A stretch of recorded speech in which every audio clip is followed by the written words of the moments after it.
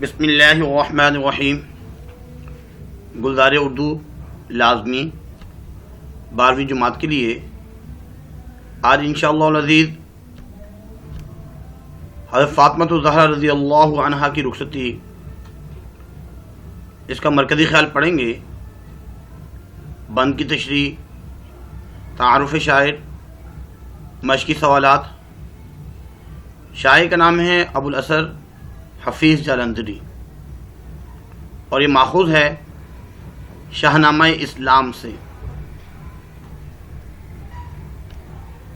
حفیظ جالندھری شاعر ہیں.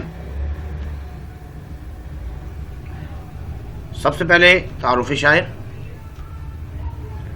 تعارف شاعر میں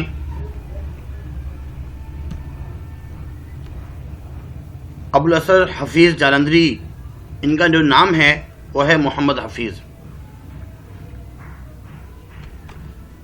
اور حفیظ ان کا تخلص ہے، نسبت جالندھری، اور کنیت جو ہے وہ ہے ابو الاثر.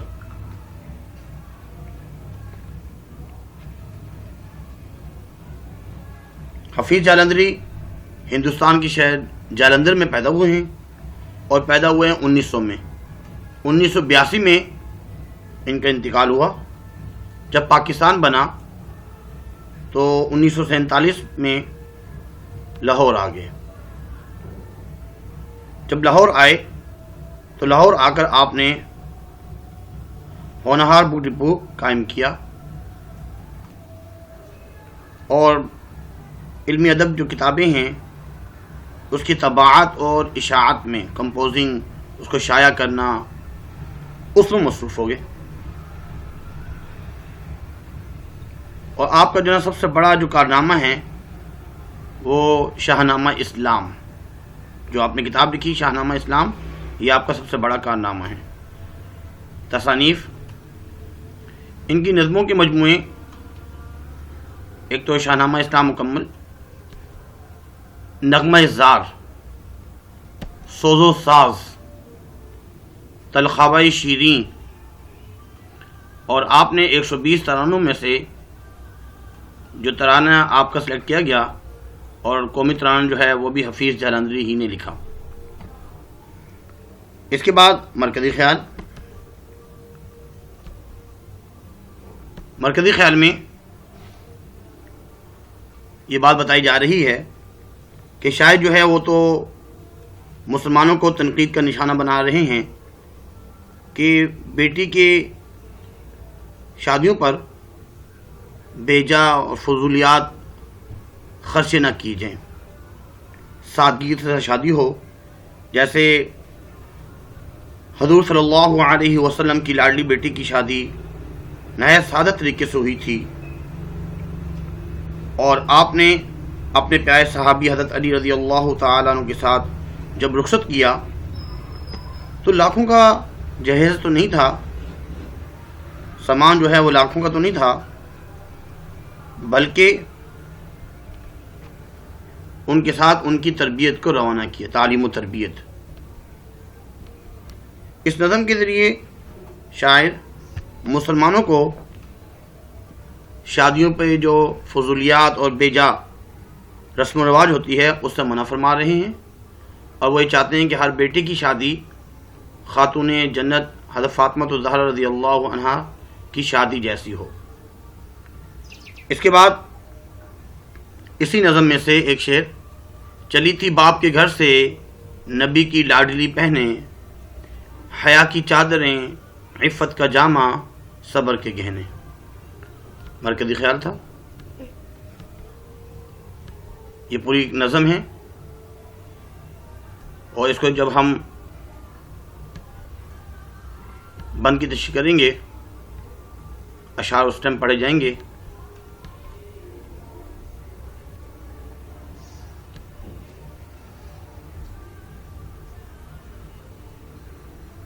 اس میں بند کی تشریح، پیپر میں کبھی کبھار بند کی تشریح بھی آتی ہے. چلی تھی باپ کے گھر سے نبی کی لاڈلی پہنے، حیا کی چادریں، عفت کا جامہ، صبر کے گہنے، ردائے صبر بھی حاصل تھی، توفیق سخاوت بھی، کہ ہونا تھا اس کو سرتاج خاتونان جنت کی۔ سب سے پہلے حوالے نظم لکھنا ہوتا ہے۔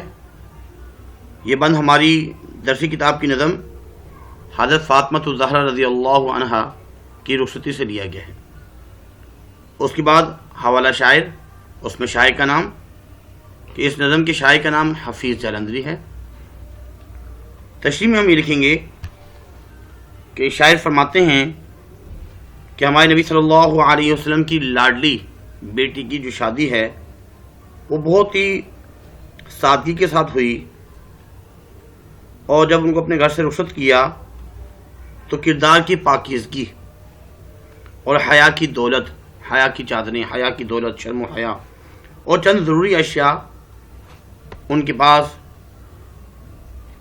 جہیز کے نام پر کچھ نہیں تھا، بس یہ تمام تھوڑی سی ضروریات کی چیزیں تھی، اور کوئی لاکھوں جیسے جہیز کی چیزیں نہیں تھی۔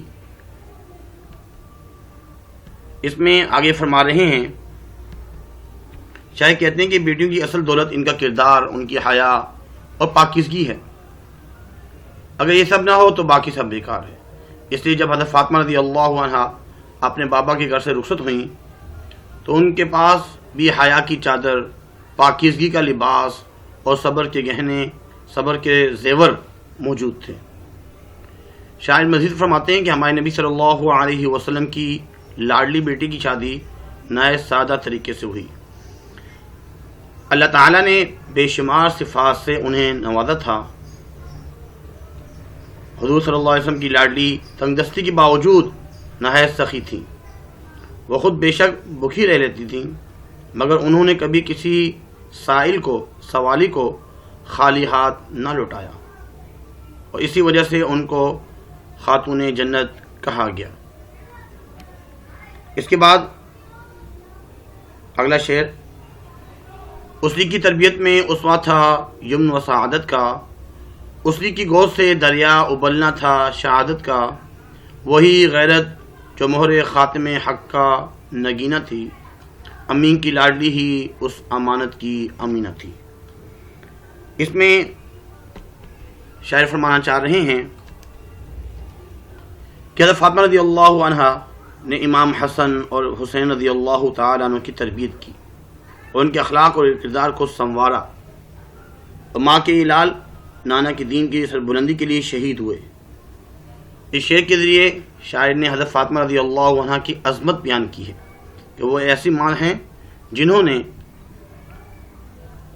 اپنے دونوں لال شہادت کے لیے تیار کیے۔ آگے مزید فرماتے ہیں، انہوں نے اپنے بابا کے دین کی راہ میں اپنے دونوں بچوں کو قربان کر دیا، اور خود بھی اپنے بابا کے دین اور اللہ تعالیٰ کی رضا کی خاطر ہر طرح کی تکلیف کو صبر سے برداشت کرتی رہی۔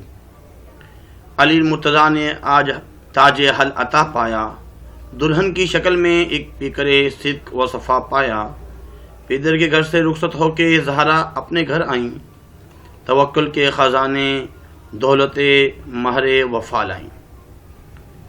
اس میں بھی حل عطا جو فرمایا گیا ہے، سورۃ الدہر 29 پارے کی سیکنڈ لاسٹ صورت ہے، هل أتى على الإنسان حين من الدهر لم يكن شيئا مسلوغا۔ اس میں ایک آیت ہے، وَيُطْعِمُونَ الطَّعَامَ عَلَى حُبِّهِ مِسْكِينًا وَيَتِيمًا وَأَسِيرًا، کہ وہ اللہ کی رضا کی خاطر مسکین، یتیم اور قیدیوں کو کھانا کھلاتے ہیں، خود بھوکے رہے اور ان کو کھانا کھلایا۔ تو انہی کے شان میں یہ آیت نازل ہوئی۔ تو شاعر یہ فرماتے ہیں،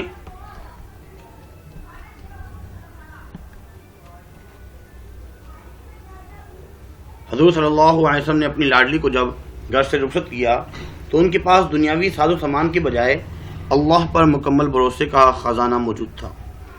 وہ جانتی تھی کہ اللہ ہی ان کا ہر اچھے برے وقت میں مددگار ہوگا۔ شاعر کہتے ہیں کہ دنیا میں اللہ پر یقین سے بڑی دولت اور کوئی نہیں ہے۔ اس کے بعد اگلا بند،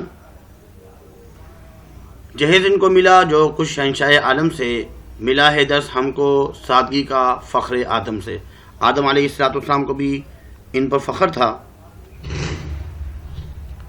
متاع دنیاوی جو حصہ زہرا میں آئی تھی، کھجوری کھردرے سے بان کی ایک چارپائی تھی۔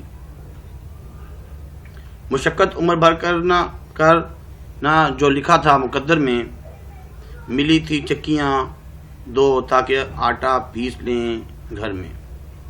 ساری زندگی مشقت برداشت کی، آٹا بھی خود پیستی تھی اور گھر کے کام کاج بھی خود ہی کیا کرتی تھی۔ اور ایک جو چارپائی جو ان کو ملی تھی، جو کھجور کے شاخوں سے اور اس سے جو بنی ہوئی تھی، اس کے باندھ سے۔ اس میں شاعر فرمانا چاہ رہے ہیں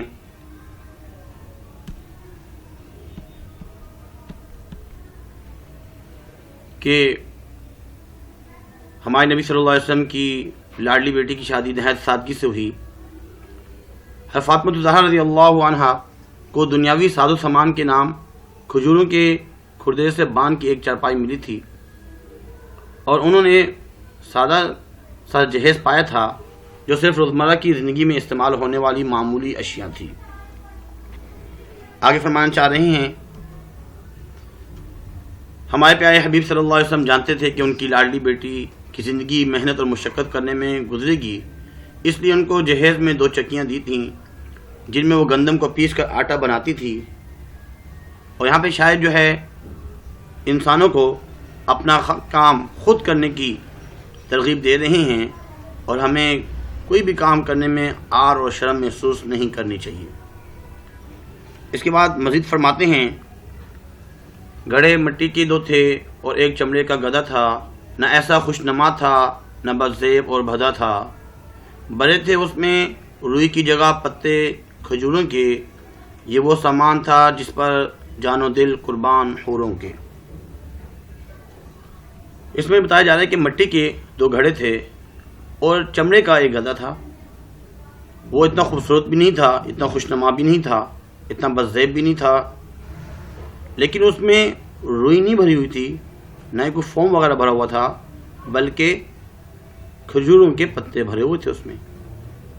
یہ وہ سامان جو دنیاوی جو سامان جہیز میں دیا گیا تھا، جس پر جان و دل قربان حوروں کے، حوریں بھی ان پر قربان ہوں۔ اس کے بعد آگے فرما رہے ہیں، وہ زہرا جن کے گھر تسنیم و کوثر کی تھی ارزانی، ملی تھی مشک ان کو تاکہ خود لایا کرے پانی، ملا تھا فقر و فاقہ ہی مگر اصلی جہیز ان کو، کہ بخشی تھی خدا نے ایک جبین سیدہ ریس ان کو۔ حوض کوثر اور تسنیم کی ارزانی تھی، سستا ہے۔ اگر اللہ کے رسول چاہتے تو ان کے گھر میں پانی حوض کوثر سے بھی آ سکتا تھا، کوئی مشکل نہیں تھا، لیکن اس کے باوجود ایک مشکیزہ دیا گیا تھا تاکہ خود لایا کریں پانی۔ ملا تھا فقر و فاقہ ہی مگر اصلی جہیز ان کو، کہ بخشی تھی خدا نے ایک جبین سیدہ ریز ان کو۔ سب سے بڑی دولت ایسی جبین، ایسی پیشانی جو سیدہ ریز ہو، اللہ کے سامنے سجدہ کرنے والی ہوں، عبادت گزار ہوں، تہجد گزار ہوں، نوافل پڑھنے والی ہوں۔ اللہ تعالیٰ نے سب سے بڑی جو ان کو نعمت دی، سب سے بڑا جو فضل کیا، سجدے کی توفیق عطا فرمائے۔ اس میں بھی یہی بتانا چاہ رہے ہیں کہ گھڑے دیے گئے تھے، مشکیزہ دیا گیا تھا تاکہ کنویں سے پانی بھر کے لایا کریں۔ نہایت ہی محنت مشقت سے کام کیا کرتی تھی، اس کی ترغیب دی جا رہی ہے۔ اور فرما رہے ہیں کہ جہیز تو کم دیا گیا تھا، پریشانیوں کا سامنا بھی کرنا پڑا، مشکلات جھیلنی پڑی، لیکن ہمت نہ ہو، مگر ان کی ہمت کم نہ ہوئی، نہ ان کا حوصلہ ٹوٹا، کیونکہ ان کے پاس صبر اور شکر کی دولت تھی، وہ ہر حال میں اپنے رب کا شکر بجا لاتی تھیں۔ اس کے بعد کچھ سوال جواب۔ فاطمہ الزہرا رضی اللہ عنہا کو دنیاوی ساز و سامان میں کیا کیا چیزیں ملیں؟ جیسے کہ اس میں بتایا گیا تھا ایک چارپائی، 2 مٹی کے گھڑے، گندم پیسنے کی 2 چکیاں اور پانی بھرنے کے لیے مشکیزہ، وہ جہیز میں ملا۔ حضور صلی اللہ علیہ وسلم کی لاڈلی بیٹی میں کیا صفات تھیں؟ صفات بے شمار ہیں، ان میں سے کچھ یہ ہیں کہ وہ سرتاج خاتونان جنت میں عورتوں کی سردار، پاک باز، حیادار، نہایت صبر والی، سخی، ساری صفات ان میں شامل کی گئی تھیں۔ فاطمہ الزہرا رضی اللہ عنہ کی زندگی سے ہمیں کیا سبق ملتا ہے؟